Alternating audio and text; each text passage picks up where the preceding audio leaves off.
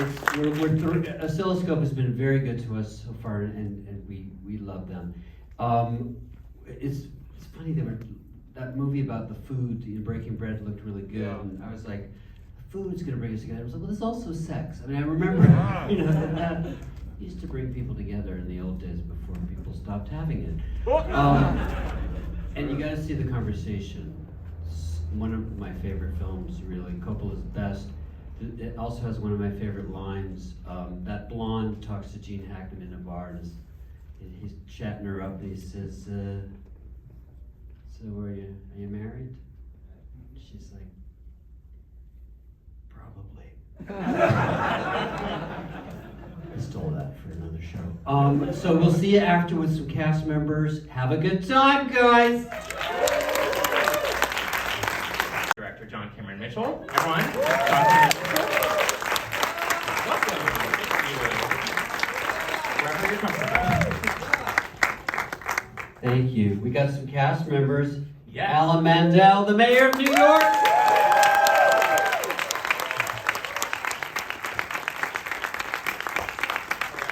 Here you go, Alan. He only lives half a mile away. Yeah. Say hi, Alan. I was so young when I did that. Next, let's bring up Peter Stickles, who plays Caleb. Peter.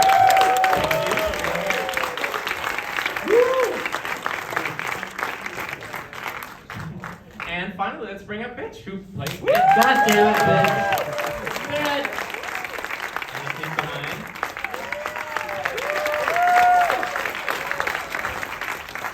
Thank you so much. Just amazing to be in the theater and see that up on the big screen. Beautiful restoration in 4K from Oscilloscope. Now, I kind of want to talk about, first to go back to 2006, I think this film... Fat Girl, which is beautiful. But I thought they were all pretty grim. All the sex was very gloomy in these French films and Spanish films, and I thought, we need a little fun. Sex is not just grim. It can be grim, but it can also be ridiculous. It can be moving. It can be funny. It can be boring. It can be a lot of things. It's like it's a medium that we all know, like food. We all know. We can all appreciate it in one way or another, or not appreciate it. So I realized there weren't many actors who could feel comfortable doing it, so I had an audition process where anyone could send in a VHS tape introducing themselves. I suggested they talk about a sexual emotional sexual experience. Some did, some actually, made little films with sex in them or little stories. Some talked about their lives. And in those tapes, I found seeds of what became the story.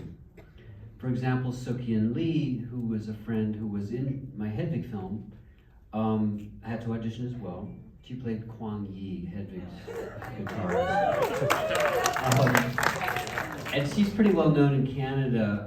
In fact, she almost got fired from her CBC job for doing this.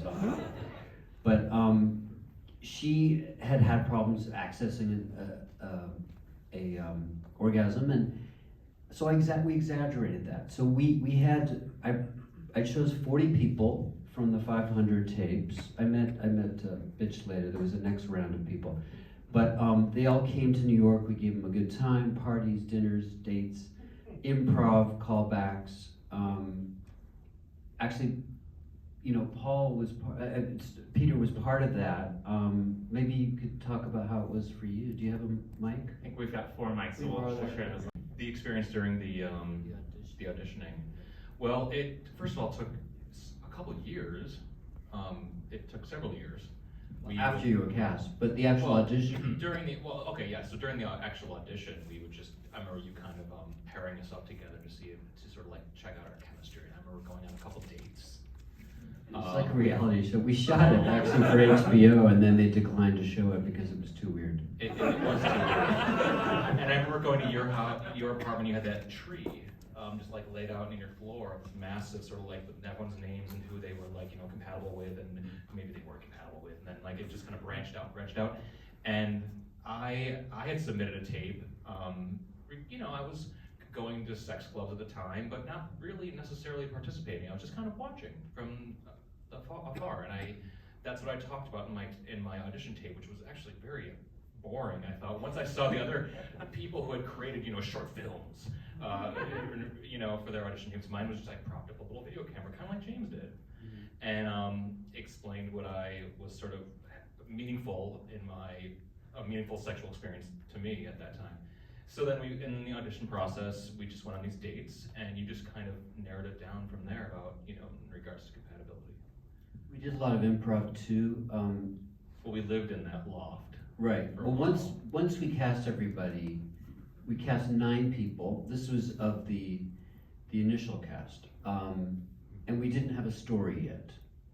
So from their improvs and their tapes, the germs of the story came, and Paul and PJ were actually in a relationship, Jamie's.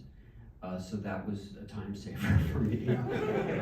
We only had one sexual rehearsal because no one seemed to want one, which is fine with me. And we worked for 2.5 years off and on before we can get financing. And Alexis Fish, our executive producer back there, really helped us get it going. Thank you. So there's a lot of angles to this. The second round of people, I was starting to write new characters, and Alan Mandell and I have known each other for hundreds of years. Yeah. At least. Yeah. And we, here, grab that. Alan and I did a terrible play at LA Theater Center downtown in the 80s. Remember, it was about Chernobyl? Yeah.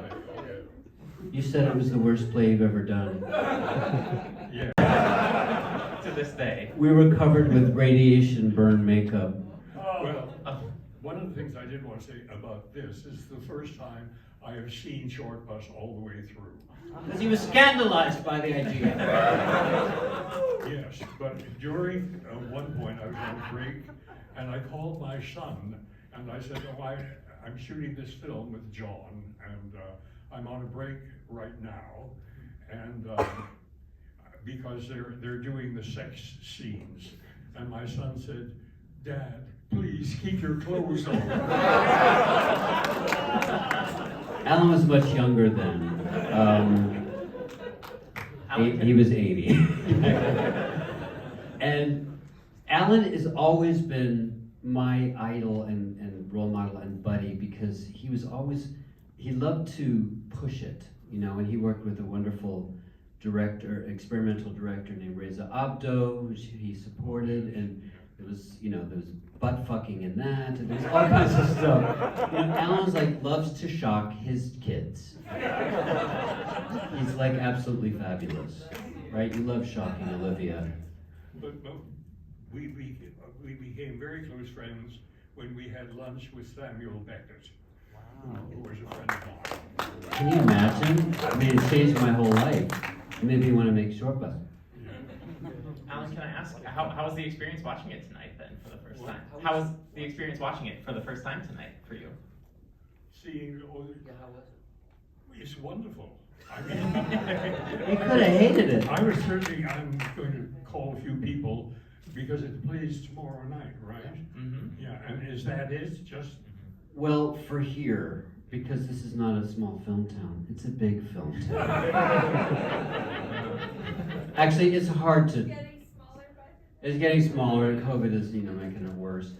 But it will be on Blu-ray and eventually on streaming. right.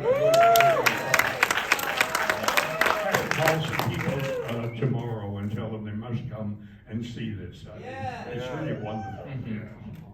I think I speak for a lot of people. It was online, and it was only the Spanish dubbed version. No, John, I want to keep hearing about the process of bringing this together, but I was curious, we were talking about casting. I know at one point you said you kind of had to weed out some of the exhibitionists, as it were, and I'm wondering, I think you've said that they were maybe kind of looking to be part of this for the wrong reasons. So what were the right reasons in your mind? Well, I mean, I'm all for porn when it's good, but porn often has the same, you can tell what's gonna happen. It's like a Marvel movie.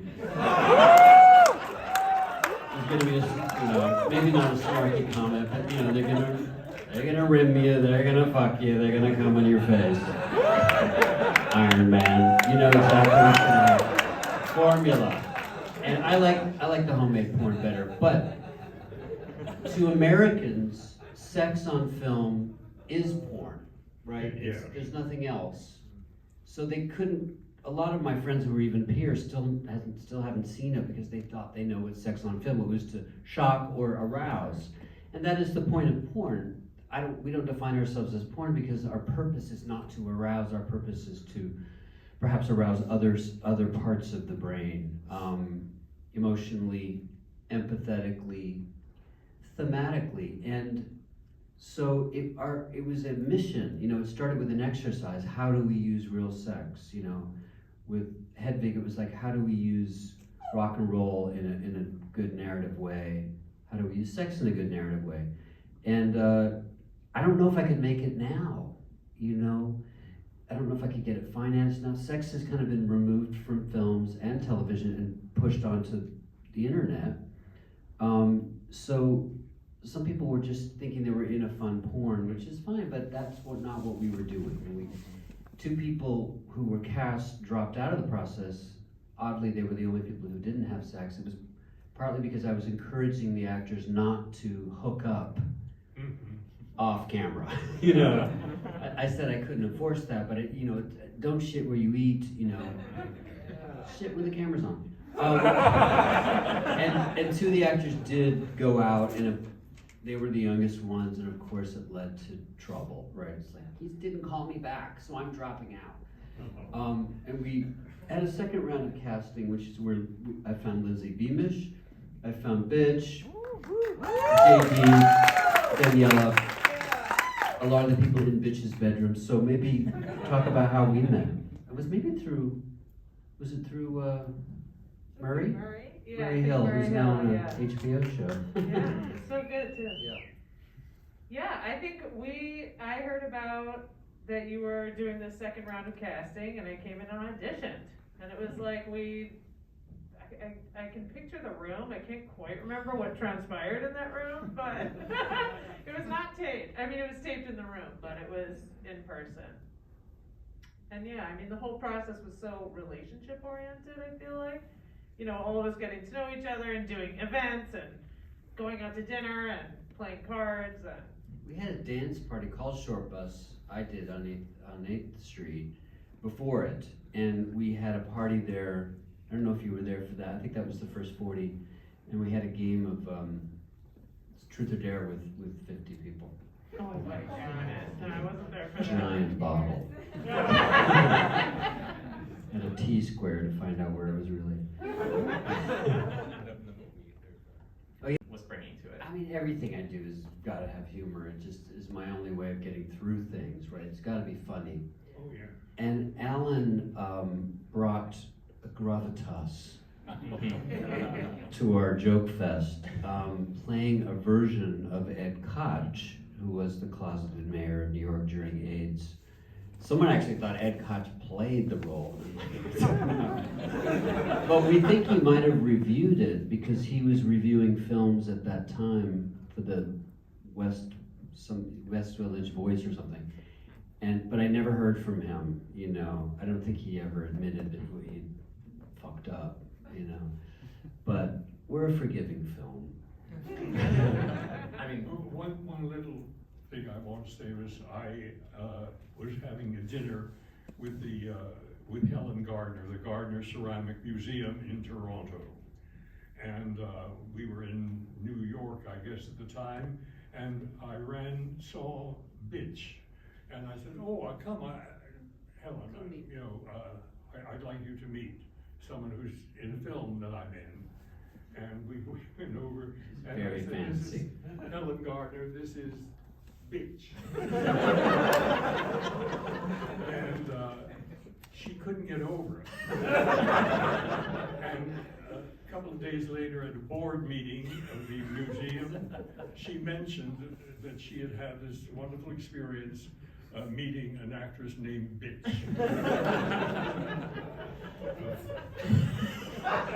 We should all follow suit. Here in the board. My mother would be so proud. Rich and I share a British mom, not the same one, but because we.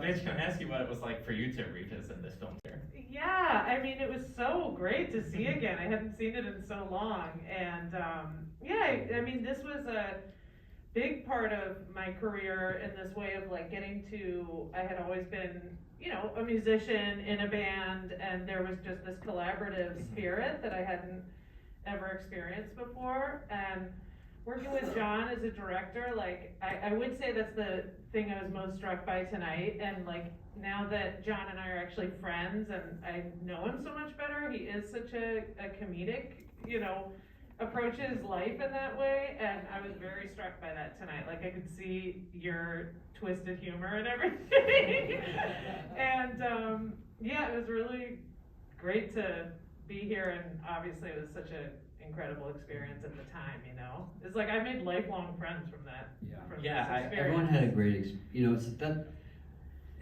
There were no intimacy counselors back then, kids. Can you imagine the intimacy counselor on this?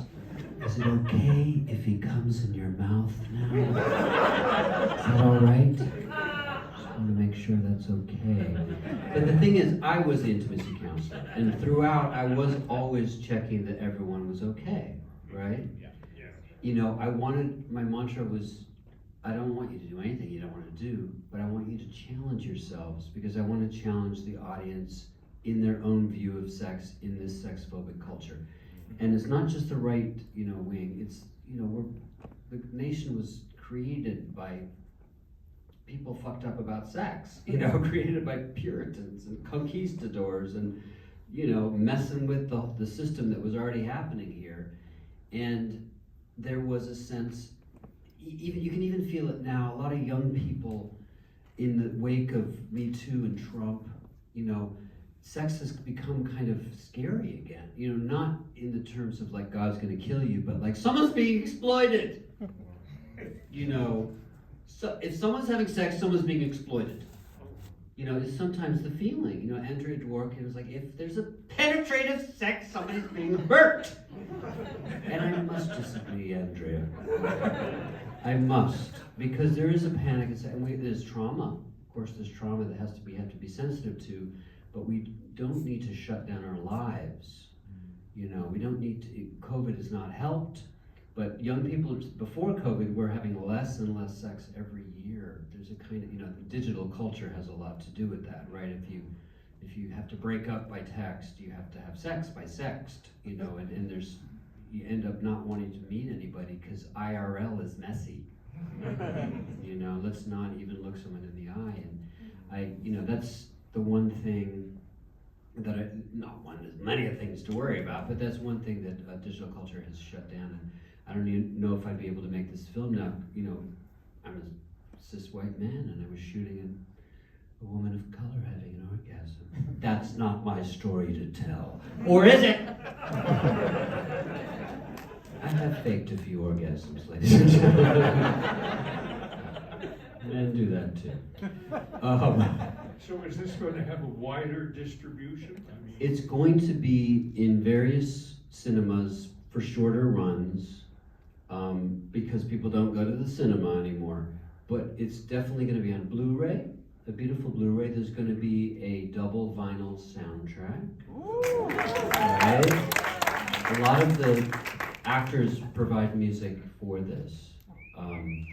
And we're going to have streaming eventually, you know, the Amazons and such. So it will be available. lovely. Yeah, and I'll let you know, so you can tell Helen Gardner that Yeah, tell her Mitch says hi. If it's okay with everyone, You know, I don't believe anyone is a monster. I believe people do horrible things sometimes. I'm from the John Cassavetes side. There are no villains. There are people who do terrible things and do beautiful things, and sometimes they do both. And again, it isn't Ed Koch, and we don't call him Ed Koch. But it's about a different generation's view of New York and of sex and of fear, and how fear leads directly to death. Silence equals death.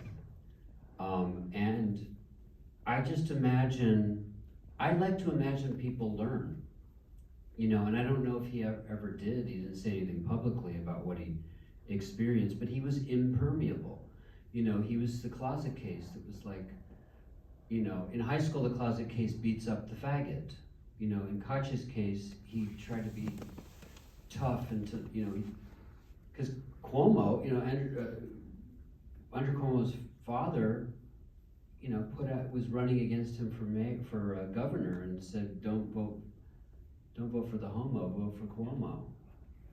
So he was scared. And I really do believe if you treat people with respect, 90% will treat you back with respect. And if you forgive first, they often apologize. It's not always the case. Take my parents. But that's the way I look at the world. I believe putting people away for crimes but I don't believe in cancel culture without some due process, And even though I love that Larry Kramer, who lived in Ed Koch's building, said to his dog in the mailroom, "That's the man who killed your daddy's friends." I don't mind that. But that is actually different from saying they no longer exist. It's good dealing up front with it. If I may, with that discussion about permeability, I think that really speaks to just the hope and optimism in this film, that people can change, that people can improve themselves and be better. I believe so. Maybe it's my old Catholicism, but I still believe people can want to be better. And those that don't, we don't have time for, but give a chance. You can't believe in prison reform and believe in cancel culture. I don't know. Another question? Well, as I told you, I had a dance party called Shortbus, but there were also places definitely like that. In fact, where we shot it was a collective called Dumba, where all kinds of things happened. Le Tigre had their first show there.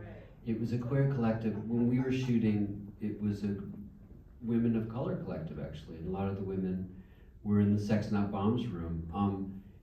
The guy Creamy, who's handing out the lube, Stephen Kanjusik, had a thing called Cine Salon at his apartment, and we'd watch 16mm films, and he'd serve blondies and vegan food, and then there'd be sex later in the evening, public. It's like not allowed to have private in the bathroom, has to be in the living room.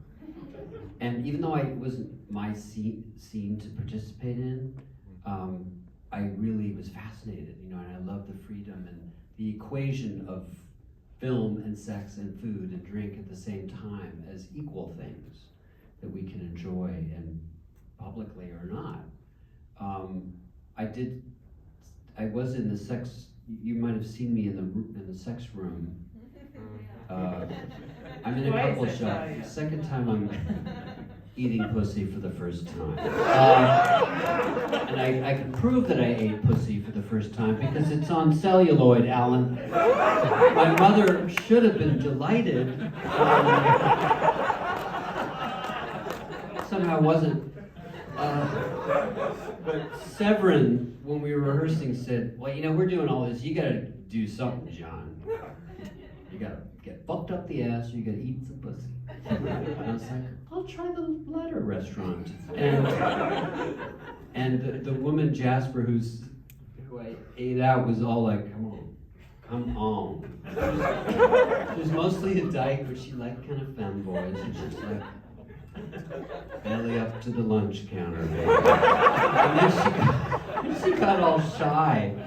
Once we were about to roll, and she's black, but she blushed, and I was like, "Oh, honey." She goes, "Sometimes people don't always like the Careful now. His daughter is calling you."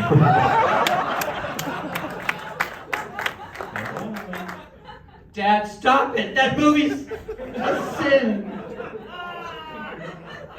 How did these things work, really? How did she find you? I was my daughter. I know. How did she know you were doing this? Dad, get out of there! So I chose the pussy, and she got nervous because she's like, not everybody likes it, and I'm like, honey, to me it's not archaeology, it's global exploration. I'm going down. Roll it. Cut. Cut. Rolling. I said cut. And I thought I didn't do it right because I thought the clit got as hard as a penis, and it doesn't always really. But she was becoming lubricated, and my boyfriend was sucking on her titty because I didn't want to be there alone. And ultimately, she said it was good.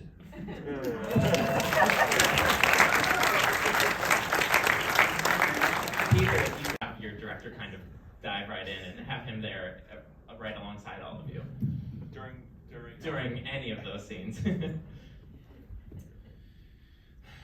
Well, I mean, I remember right when I saw the casting, I remember thinking like, no matter what, I have to be fearless. Starting right now, I have to dive in, and I just can't. To quote my favorite movie, Showgirls, I leave my inhibitions at the door. I'm going to leave my inhibitions at the door. I have to if I'm actually just going to be able to even think of doing this, because I was scared. It's funny when I watch this, I still get scared. Like I'm thinking of these moments where I'm like, oh my god, it was like. I remember from the beginning creating the script and just having a lot of, we were nervous. Of course we were nervous. Like it all was terrifying. John was terrified, I'm sure.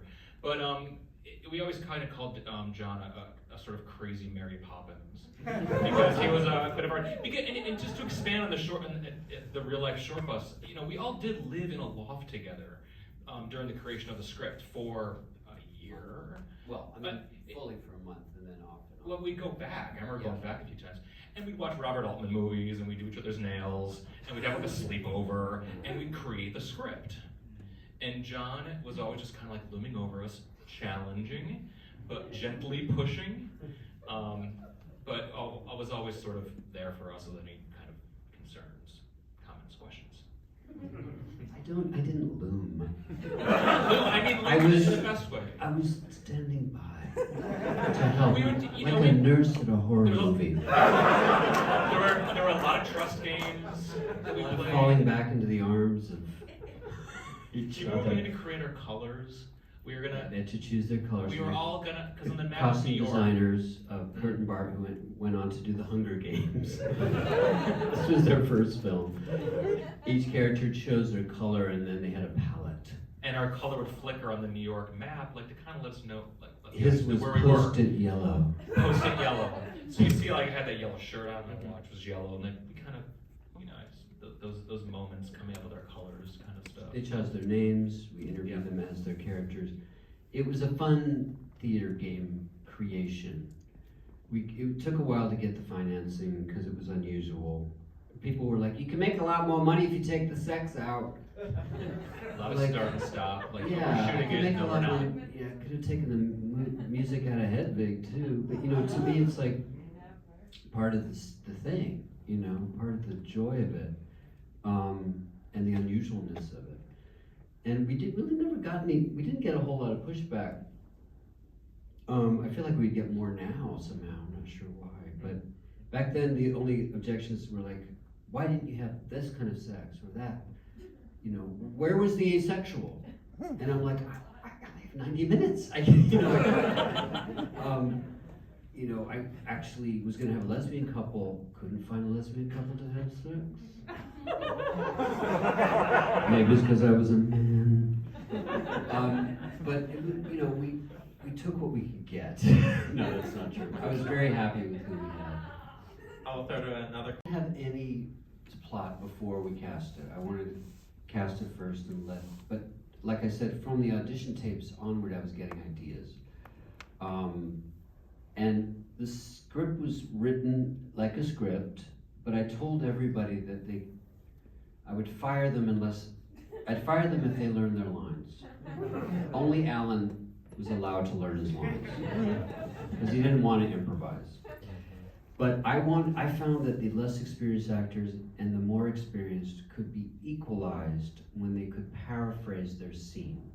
So there'd be 10 lines in a scene, I would write them, And I'd say, you have to still do those 10 lines, but every time do it differently, do it your own words.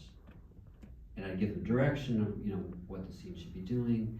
And they ended up, because we'd done it so many times, they kind of knew it, you know, and they kept the stuff that I liked. Justin Bond, I let have a freer reign. Right, as you do, as you must. And then the lines would just come flowing out. Oh my God, I thought that man didn't have an arm. It just came out of that bitch. And Scott Matthew was someone I had seen, the bearded singer. You know, I said, you gotta write, he wrote 5 songs for this. Justin sings the one at the end. My assistant, Louis Schwadron, ended up orchestrating all of that with the violins, and it's gorgeous.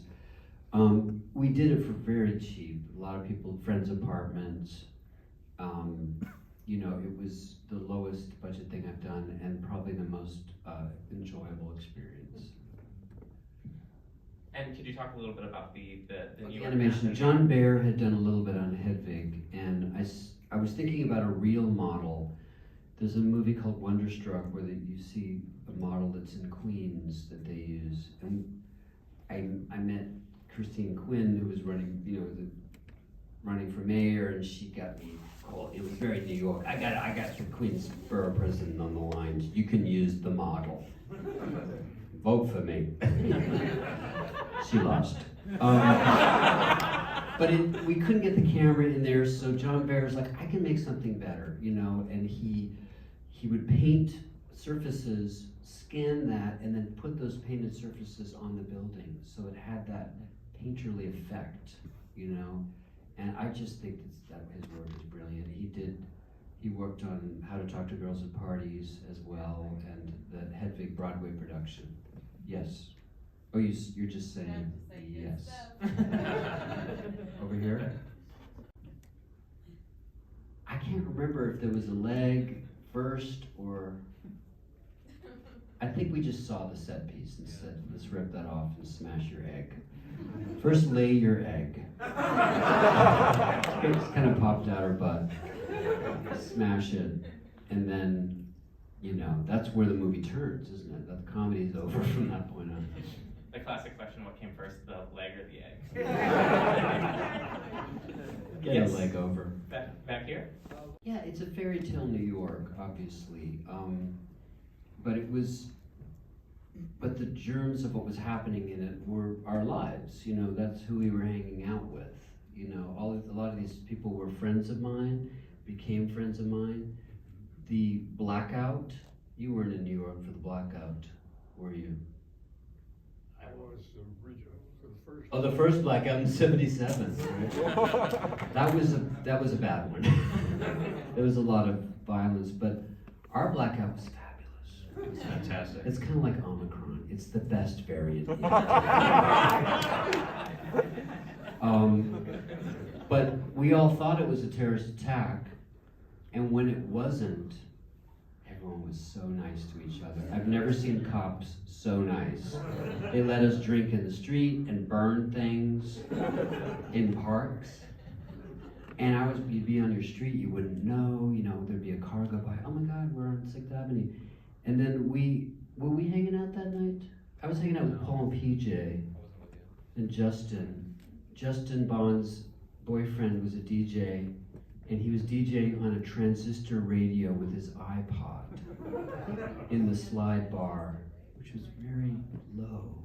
So people were going over to the radio and dancing like this. And it was hot, everyone was naked, it was like that, you know, and that was the best night I've ever experienced in New York. There was no violence, no looting. Everyone was happy to be alive and happy to be a New Yorker. It's changed, you know, that space is gone, the area is now super rich, and you know, people have dispersed to other cities to make their creative stuff happen. What year was that? We shot it in 2005, 2005. but the blackout was 2003. Yeah, I think. That may have been the third one I was in. Well, also 9/11 was very fresh still when we, you know, the casting for this went out in early 2002, and 9/11 played a huge part, of course. And I think wasn't there even a giant Band-Aid over the World Trade Center site in the early script? I just remember in the animation part it was gonna have a big Band-Aid, like slapped right on the. I don't remember that, You but see you it, need no. scabs. You do see it, yeah. You see but the not a marks. Band-Aid. But Yeah. it's very clear. I mean, yeah. that's we had many changes in that script that not for. A friend of ours, Adam Barron, was apparently the stairwells in the World Trade Center was a famous cruising spot. I sent you that short. Yeah. There's a wonderful short about it. It's great. Lost to the world. Can we? Yes, in the way. How can you not? Justin was, when she appeared in the mid-90s, she did this character Kiki and Herb, and it blew me away. It was some of the best performances I've ever seen, the most punk, the most queer. And it was like at a lesbian Bennigan's called Cowgirl Hall of Fame. Right? And she's performing in the storefront window, people walking by, and she's like, ah! And she'd throw a drink at your head if you weren't paying attention. I've seen a mic go flying through the air at people. And definitely influenced Hedwig, in those restaurants, after seeing her in the Bennigan's.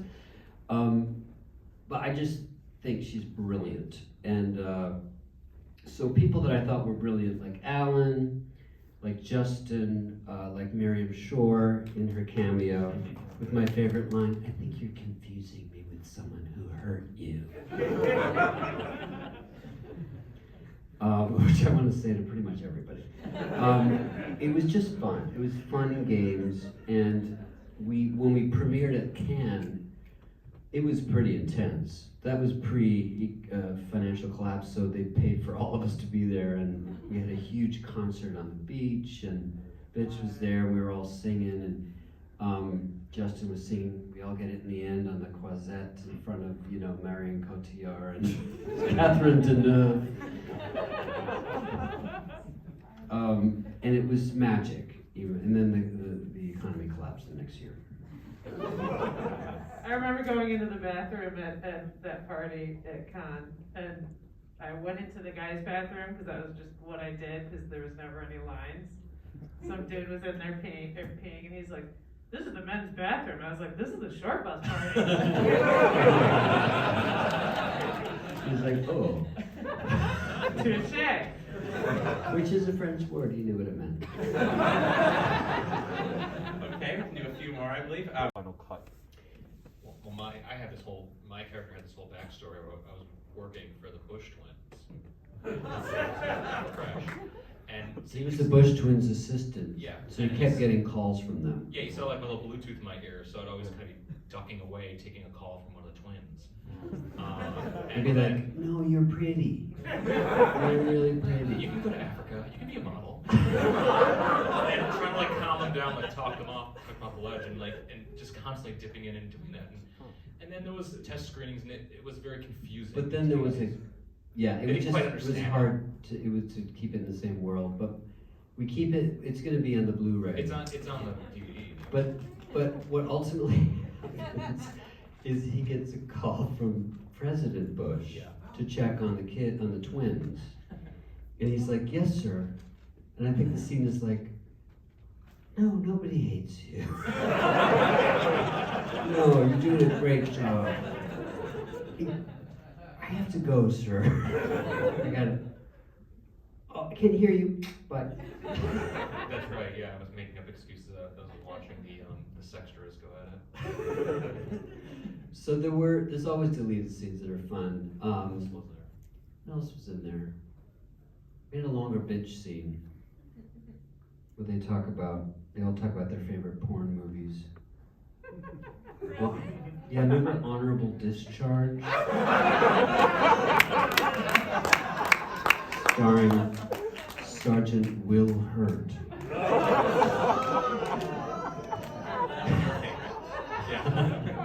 Well, they were talking about the lesbians watching gay porn thing. I don't know if they still do that bitch. Well, All of them. Daniela and I were in the the sex not, or the bomb room, Yeah, what do you call it? Sex No Bombs. And, we decided that we would just be in the corner processing. Lots of somehow it's making lesbian it orgy cut. of processing. Yeah, we're in the orgy process. That's incorrect. Broadly oh, sorry. You could be canceled for that. The scenes that you did end up deciding to cut, was it just a matter of time and Yeah, it was just the tone and Yeah. the momentum. You know, there were things in Hedwig we had to cut with Andrea Martin that I missed too, but it ruined the momentum. We probably have time for a couple more. Right? yeah, Thank you. absolutely. Speaking of Reza Abdo, Oh, yes. do you think there's any equivalently adventurous theater maker today that you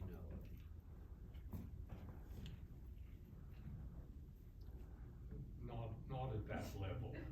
No.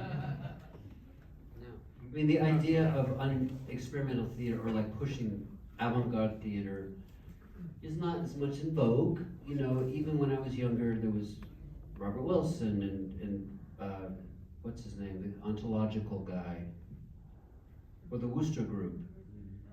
Robert, what's his name? I don't remember.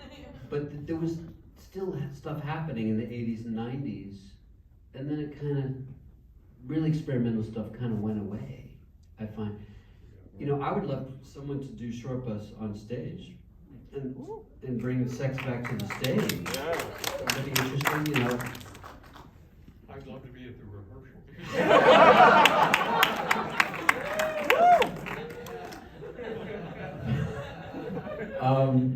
Because, you know, in the 60s, theaters in New York were doing that, you know, and that kind of went away. Even nudity's gone away in the theater because someone's being exploited! And the people are being exploited at times, but then let's not cancel sex while we're fixing stuff, you know what I mean? 'Cause we're all gonna get uptight. Somebody over here? Yes. Yeah. I mean, the film that was the most influential, I think, in tone was a German film called Taxi zum Klo, which was around 1981, an autobiographical feature. This guy, Frank Rimplow, where he was a kindergarten teacher, and it also had a very active, you know, cottaging sex life. He had a boyfriend, and then he would also go out and leather and have sex in bathrooms and wherever. And it was funny, you know, and it was melancholy, and it was touching, and people in his life played his people in his life. There's an incredible scene at the end where he goes for a crazy drag ball in Berlin. He's in drag, and you know, his relationship crumbles because he can't love himself. You know, he's running around and he's not able to love his boyfriend the way he wants to. And you know, open relationships are complex, right? There has to be 2 or 3 people or more really wanting the same rules, and it's negotiating is difficult but rewarding and can often help a relationship to open it up. But in his case, it crumbles, and then he stays up all night and he goes to work in drag still, teaching these kindergarten students, and they're all like, "What's going on?" And he goes, "We're gonna have a lesson today about freedom. For the next 15 minutes, you can do anything you want." And the kids go insane. It's pretty great. So that was influential. I'm trying to remember some movies we watched together as a group. I'm watching A Woman on Under the Verge Woman Under the Influence, and Cassavetes. Nashville. Which was a tone that I liked. Multiple characters moving through a single space. Curtains. 3 women. Maybe 3 women. There's an Altman film with Sissy Spacek and Shelley Duvall exchanging personalities. I believe Mike Lee also was in. Mike Lee, Paul and PJ met him somewhere and said, "We're making a film through improv where we have real sex." And he goes, "I wouldn't touch that with a barge pole." So these were our guides, you know, Cassavetes, Altman, Mike Lee. We adapted my own process of paraphrasing the lines and allowing a certain amount of freedom. And then we were out, and we, you know, it was, some people just were scared of it, never went, but it did pretty well. And then the company went bankrupt, so that's why it was out of print and out of streaming for so long. Would you do it again today if you had the opportunity? Yeah, I mean, I'm glad I got it out at the time I did it. And like I said, now I think there'd be a bit more panic about safety and issues and triggering and consent and everything. And but I really feel that each of the characters is a part of me as well as a part of them. I also know that everyone involved felt great about it in the end. It felt like it was maybe their favorite creative experience sometimes. And that makes me feel better, because it's the making of the film that's your life, not the film. You know, so it's very important that people have a good time, you know, in my films. I just did, there's a series based on the Tiger King, and I played Joe Exotic. Well, don't clap yet. I haven't seen it. With Kate McKinnon as Carol Baskin, that bitch. And I had some scenes with my husbands, and there was one scene. There was one scene where we're all three in bed, and so the intimacy counselor came in, and I just started laughing. And they're like, "What are you laughing at? This is serious." I'm like, I just imagine this during Short Bus. You know, may I put my entire arm inside you? Right now. And it was funny because the actors are really good actors, but they were nervous about nudity because now it's now a bad thing. You know, and then we're talking about exposing side ass, you know, we're spooning. That's it. And they're all like, "Oh, I don't know," and like, this is, you know, I feel violated, and I was like, all right, I'll get my 58-year-old ass out so it doesn't look stupid with sheets over everybody's, but you know, everybody's loins, like just like we always have sex, is the sheets over the breasts. You know, it exhausts me, that kind of the tension about it. But we worked it out. I had to get my overused ass out there to cover for their. I said, look, I documented my ass at 27. You're gonna want that for posterity, for posterity, just so you can look back and bounce a quarter off it. You throw a quarter and mine sticks. It's right there. I think maybe we can do 2 more, give or take. A lot of this is coming from reacting to this kind of giant storm above us called Trump, and we couldn't do much about it. You know, that's when a lot of people were like, okay, let's fix what we can. You know, and George Floyd was happening, and Me Too was bubbling up, and hit the fact that he was grabbing people's pussies. It was just, people were furious, understandably. I mean, it was a repulsive creature, this golem that's in charge, you know, and smart people on the right were voting for him, you know. It was just like, really? And so there was a rush to fix everything in sight quickly, and it was great intentions, and some things got better. But within the rush, sometimes there's you know, people were like, I'm not bad, I didn't do anything bad in the past. You know, and so there's the virtue signaling thing where people, if you accuse someone else, you won't be accused. You know, so you start to get, I accuse, therefore I am. People were, you know, behind screens more, so they weren't hearing the context of how you talk, how you say a word, you know, that would be offensive, but if said in this way is part of the story rather than, you know, and confusing racist characters for racist writers, you know. Trigger warning, I don't want to hear any racist comment in a story. Cancel that. Don't publish that book if there's an offensive word that comes out of a horrible person's mouth, you know, that's not ratified by the author. So you start to get oversensitive in order to keep a good intention of keeping people safe. But then it can get overzealous, and you start to want to protect people from everything, every possible trigger. You know, when life is a series of triggers, you know, we go through our mother's birth canal and are infected by her microbiome so we can deal with all the germs around us. People with C-sections don't get that, so they have problems sometimes with allergies and asthma. To me, some of these, I mean, we're not talking about life-threatening things, but you know, uncomfortableness is not abuse. You know, conflict is not abuse or unsafeness. It's, we need to be able to deal with these things in our life, and art is a great way to practice. You know, so I'm from a more punk rock point of view of let's expose it in an extreme way. Let's use humor, but it's loving. You know, I'm not just trying to shock like someone else using sex, maybe Gaspar Noé or Brown Bunny or something, you know, Vincent Gallo. Weirdly, has anyone here seen Brown Bunny? Yeah, I mean, Vincent Gallo, Chloe Sevigny blows Vincent Gallo, but it feels like a stunt rather than part of the story. And that film was released by Wellspring, which also released Tarnation, Jonathan Coet's wonderful documentary. He's actually in the film getting the blondies saying, "These are not all for me." And both of those films were distributed by Wellspring, and guess who ran Wellspring at the time? 2005 or something. Steve Bannon.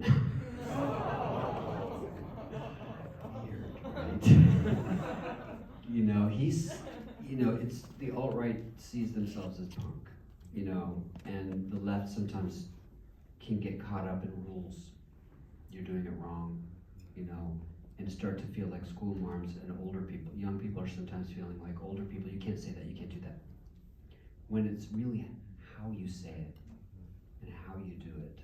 Of course, you know, punching someone, shooting someone is different, but in terms of speech, art, language, it's how, for me it's how, more than what. You know, that's just me. All right. And We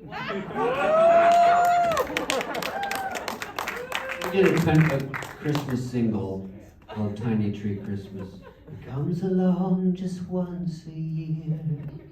Oh, that's low. It comes along just once a year. Winter's wings, December's ring. Humbug is coming dear. Then begins a perfect Christmas time.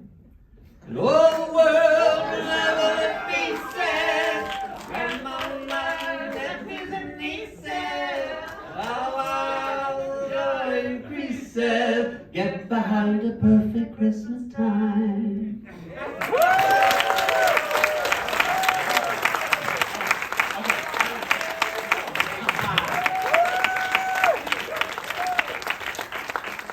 So spread the cheer. When Paul McCartney is done, get laid. Yeah! In a respectful, loving way.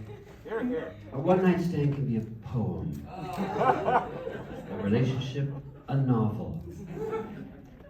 An affair, a short story. Or it can be terrible. A nightmare. thank you all so much. Of course, there's another one of these screenings tomorrow night, so tell your friends to come on out. Thank you again to Bitch. Yeah, we'll be back. Thank you, Alan, Peter, Sid.